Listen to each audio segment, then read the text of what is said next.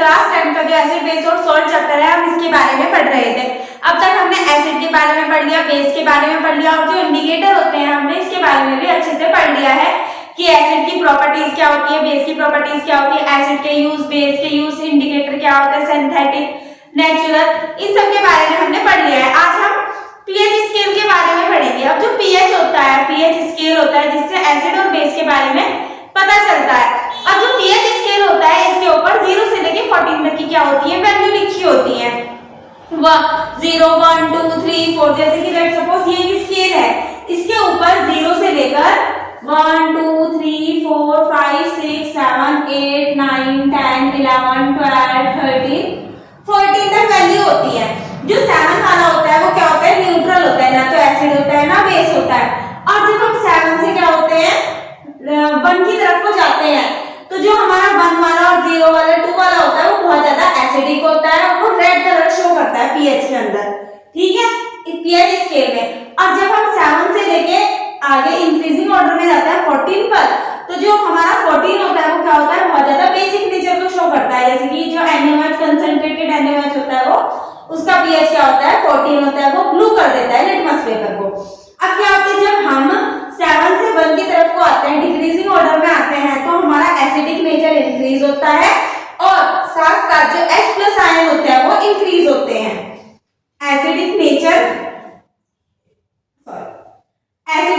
क्या होगा, हमारा इंक्रीज करेगा और H+ आयन भी क्या करेंगे, इंक्रीज करेंगे। मतलब कि जो पीएच स्केल होता है उसके इनवर्सली प्रोपोर्शनल होते हैं किसके, H+ आयन के।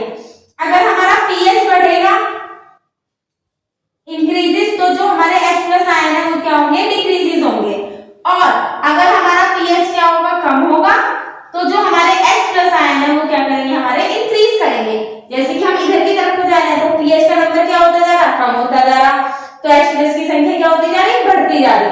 सेम इसके अपोजिट अगर हम बेसिक नेचर में देखें 7 से 14 तक जब हम जाते हैं इंक्रीजिंग ऑर्डर में होगा तो ये बेसिक नेचर को शो करता है। इसका मतलब क्या है, जो पीएच है वो तो इंक्रीज कर रहा है और H+ आयन डिक्रीज कर रहे हैं।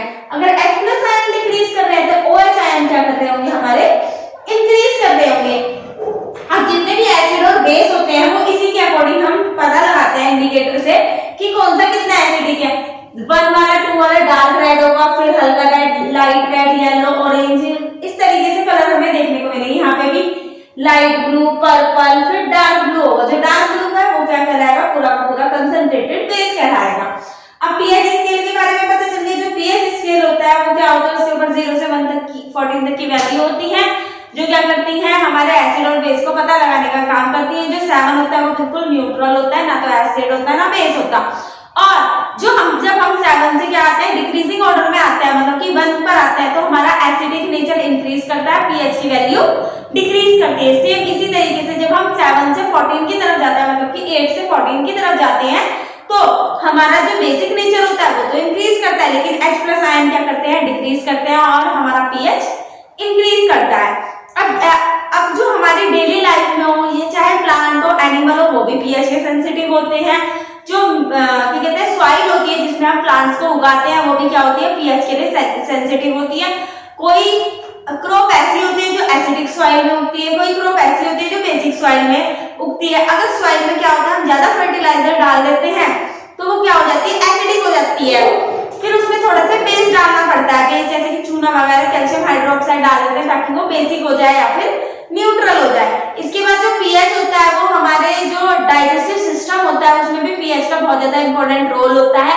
जो हमारा स्टमक होता है उसके अंदर क्या होता है, HCl पाया जाता है, पर फिर भी हमारा स्टमक HCl से इतना कंसंट्रेटेड HCl होता है, उसका पीएच भी 1.1 के आसपास होता है, फिर भी हमारा स्टमक से बर्न नहीं होता क्योंकि एक लेयर होती है स्टमक और HCl के बीच में, वो म्यूकस की लेयर होती है, जिससे क्या होता है हमारा स्टमक बचा रहता है। वो हम बायो में पढ़ेंगे। अब क्या है, जो हमारे स्टमक में HCl होता है उसका पीएच क्या होता है, 1.1 के लगभग होता है, यानी कि वो बहुत ज्यादा एसिडिक है। सेम इसी तरीके से अगर हमारा जब खाना स्मॉल इंटेस्टाइन में जाता है तो वहां पे नेचर क्या हो जाता है, बेसिक हो जाता है। तो जो पीएच के सेंसिटिव हमारा डाइजेस्टिव सिस्टम भी है।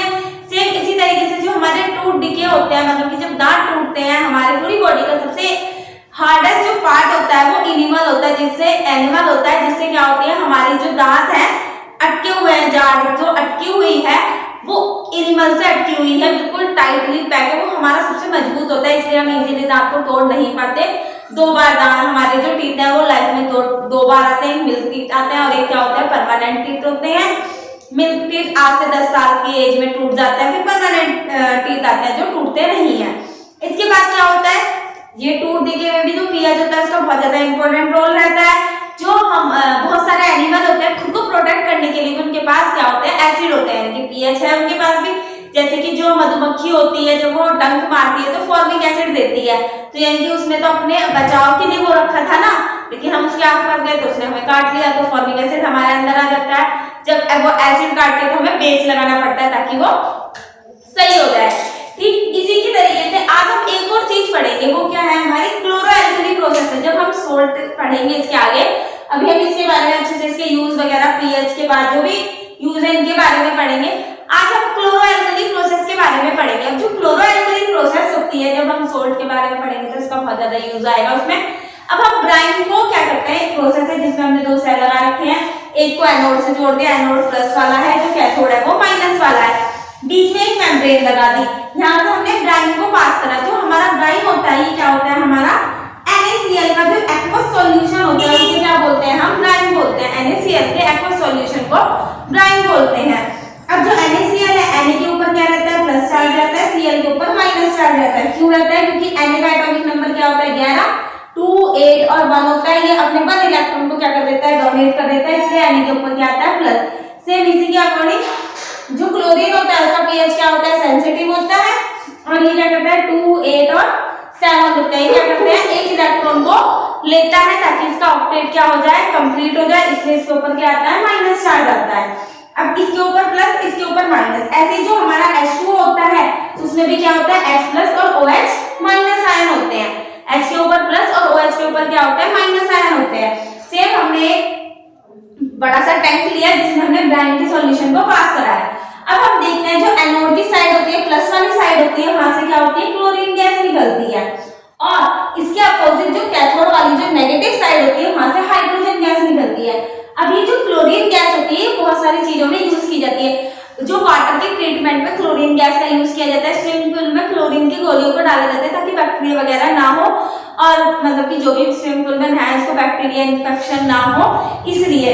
और जो पीवीसी के पाइप होते हैं, क्लोरोफ्लोरोकार्बन होती है, और क्या कहते हैं जो प्लास्टिक पैरासाइट होते हैं उन सबको बनाने में क्लोरीन का यूज किया जाता है। सेम जो हमारी हाइड्रोजन गैस होती है ये भी फ्यूल की तरह यूज की जाती है, और अमोनिया में ये फर्टिलाइजर की तरह यूज किया जाता है हाइड्रोजन गैस का। अब क्या था, मेम्ब्रेन थी, जो एनोड वाला है वो प्लस है, तो प्लस के पास हमेशा क्या आता है माइनस आता है, जो क्लोरीन है उसके ऊपर माइनस है इसलिए वो एनोड के पास आ रहा है। सेम वैसे जो OH है क्या एक्वस सॉल्यूशन है, इसके साथ H2O भी है और NaCl भी है, इसके ऊपर प्लस इसके ऊपर माइनस। H2O को अगर हम तोड़े H प्लस और OH माइनस, तो Cl माइनस OH माइनस कहाँ आएंगे, हमारे एनोड के पास आएंगे। ठीक इसके अपोजिट जो कैथोड है वो नेगेटिव चार्ज है तो वहां पे पॉजिटिव वाले जाएंगे, कौन है हमारा Na और H प्लस आयन। अब यहाँ से NaOH निकलता है, जो ये NaOH होता है ये क्या होता है हमारा बेस होता है, और इसका यूज सोप बनाने के लिए, डिटर्जेंट इंडस्ट्री में इसका यूज किया जाता है, पेपर में, और आर्टिफिशियल फाइबर बनाने में भी क्या होता है हम इसका यूज करते हैं। अब हम इसके बाद जो ये क्लोरीन है इसका use baking powder, bleaching powder, इन सबको बनाने में भी क्या आता है इसका यूज आता है। आज हमने थोड़ा सा ही पढ़ा है, पर क्या क्या पढ़ा है हमने, पीएच क्या होता है, एसिडिक सबसे ज्यादा एसिडिक पीएच 1 का होता है, बेसिक नेचर क्या होता है, जो पीएच होते हैं वो जो हमारी डेली लाइफ होती है उसमें भी क्या होते हैं अपना रोल निभाते हैं। उसके बाद हमने क्लोरोएल्कली प्रोसेस पढ़ी। अब इस वाली प्रोसेस को क्लोरोएल्कली प्रोसेस इसलिए कहते हैं क्योंकि इसमें क्लोरो का मतलब क्लोरीन और एल्कली का मतलब क्या होता है बेस, ये दोनों निकलते हैं। ये क्या है हमारा एल्कली मतलब बेस, और ये क्या है क्लोरीन, क्लोरीन गैस और बेस निकलता है, इसलिए इसे क्लोरोएल्कली प्रोसेस बोलते हैं। जो हमारी एनोड वाली साइड होती है वो पॉजिटिव होती है, उसके पास हमारा क्लोरीन और OH माइनस आता है, और एनोड वाली साइड में क्या होता है क्लोरीन गैस निकलती है, जो क्लोरीन होती है CFC में या क्लोरोफ्लोरोकार्बन में, और पीवीसी के पाइप में, पैरासाइट बनाने में और स्विमिंग पूल में इसको डाला जाता है ताकि क्या हो वहां पे बैक्टीरिया मर जाए, और वाटर के ट्रीटमेंट में इसका यूज किया जाता है। ठीक इसी के अपोजिट क्या होता है कैथोड होता है जो नेगेटिव चार्ज वाला होता है, और जहाँ पे क्या आता है हमारे सोडियम और हाइड्रोजन आयन आते हैं, और इसके पास से हाइड्रोजन गैस निकलती है जो फ्यूल बनाने में यूज की जाती है और फर्टिलाइजर में इसका यूज किया जाता है। और जो हमारा राइट वाला साइड होगा उसके पास से क्या निकलता है, ब्राइम का NaOH वाला सॉल्यूशन निकलता है। तो ये NaOH होता है, ये क्या होता है, बेस होता है, एल्कली होता है और इसका यूज पेपर में, फाइबर में, आर्टिफिशियल फाइबर बनाने में और डिटर्जेंट सोप बनाने में इसका यूज किया जाता है। और जो सोल्ट है उसके बारे में हम अपने नेक्स्ट लेक्चर में पढ़ेंगे। Thank you.